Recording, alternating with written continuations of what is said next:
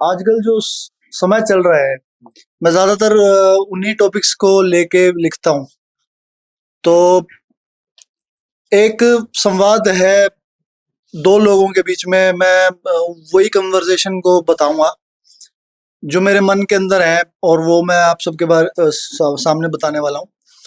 तो एक बंदा है जो भक्त है देश का, और दूसरा बंदा भी भक्त है, लेकिन उसकी आंखें धोखा खा चुकी हैं और वो अंधा हो चुका है।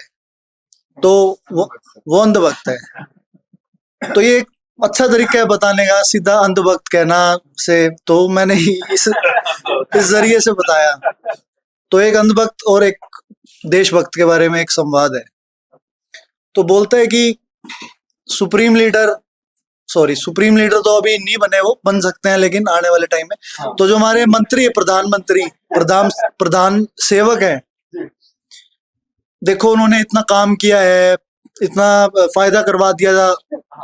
तो उन्होंने बोला हाँ, फायदा करवाया उन्होंने, बिल्कुल करवाया।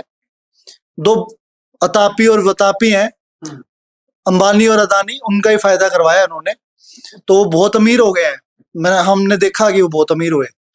बोला नहीं, ऐसा नहीं है, देखो बहुत सारी चीजें उन्होंने बदली है। आज महिला जो है सशक्त है। बोला हाँ, सशक्त है, सशक्त तो है वो, पर वो तभी सशक्त है कि जब उनके ऊपर अत्याचार हो रहा होता है, तब जो महिलाएं ही उनके ऊपर अत्याचार कर रही होती हैं वही महिलाएं सशक्त है। वो करप्शन के अंदर ही सशक्त है, वो गलत कामों में ही सशक्त हो रही है। आदमी के ऊपर केस के ऊपर केस, और जो जिनको जरूरत है वो सशक्त नहीं है।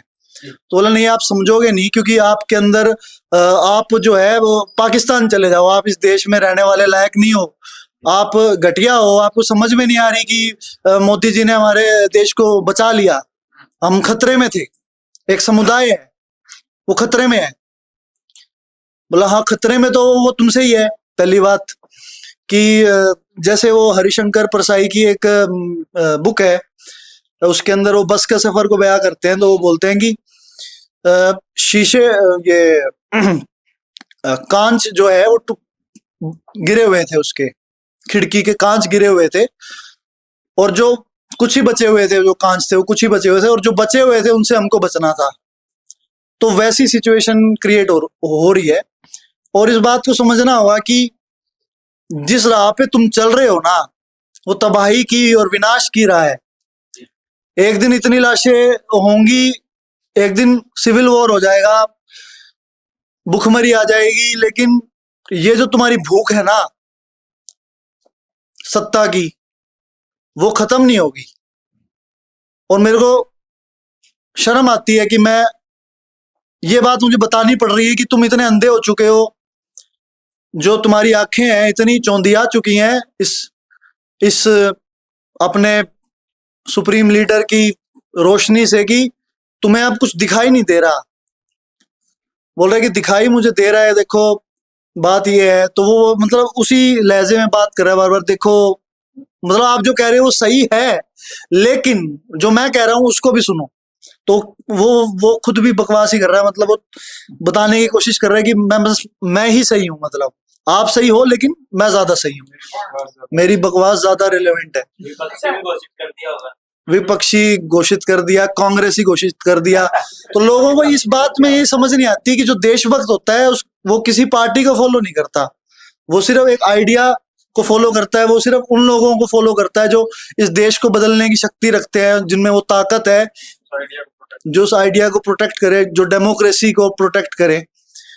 तो बार बार वो वही ऐसे बोल रहे हैं कि देखो मोदी जी ने जो है ना बचा दिया हमारे देश को, अटैक्स करे। मतलब हाँ, मोदी जी तो उड़ के गए, वहां से उड़ते हुए गए पाकिस्तान के ऊपर, और ऐसे फेंकी तो बम गिर गई, और ऐसे किया तो गोलियां वगैरह तान दी। और मोदी जी तो बॉर्डर पे खड़े हुए हैं, वहां पे वो फायर कर रहे हैं। मोदी जी ऐसे करते हैं तो गोलियां रुक जाती है, और वो ऐसे वापस भेज देते हैं उनको, तो पाकिस्तानियों को लग जाती है।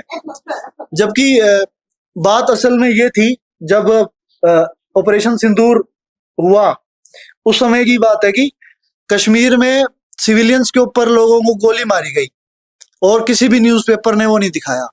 और सबसे बड़ी बात जो मैं अब बताने वाला हूँ आपको, और फिर उसके बाद शायद नहीं बोलूंगा, क्योंकि हो सकता है आप लोगों में से कुछ, या अगर इसको देख के कुछ लोग कपड़े भी फाड़ दे मेरे, तो पहले ये बोल देता हूँ, ताकि क्योंकि मैं चाहता हूँ कि ये कम से कम बात तो पहुंचे लोगों को। जो 3 तस्वीरें बनाई गई थी उन आतंकवादियों की, स्केचेस जो बनाए गए थे वो सही नहीं थे, वो हेस्ट में बनाए, वो जल्दी में बस रिलीज कर दिए। एक्चुअली में वो ने अटैक नहीं किया था, वो बाद में जो इन्फॉर्मेशन मिली एनआईए को उसके उस पे हुआ था। तो मतलब बात दरअसल यही है कि अगर आपको कुछ भी कोई भी बोले तो एक बार उसको क्वेश्चन जरूर करिए, क्योंकि हो सकता है कि वो आपको धोखा दे रहा हो, और खुद को तो धोखे में वो रख ही रहा है और आपको भी वो धोखा ही दे रहा है। तो आंखें खोल के किसी भी चीज पे तब तक विश्वास ना करिए जब तक आपका दिल नहीं मानता, जब तक आपका वो नहीं मानता। और मेरे को यहाँ पे आने से पहले मेरे को ऐसे ये हो रहा था कि अ, मैं अगर ये बोलूंगा ये सारी चीजें, तो जैसे वो एक मूवी का डायलॉग है ना कि मैं तबाह होना चाहता हूँ। तो अब मेरे को ऐसा नहीं लगता कि मैंने बहुत कुछ हासिल करना है या नहीं करना, मेरे को जो है मेरे को उसी से खुशी है। तो मैं अगर कोई तबाह करना भी चाहता है तो कोई बात नहीं, मैं तबाह होने के लिए तैयार हूँ।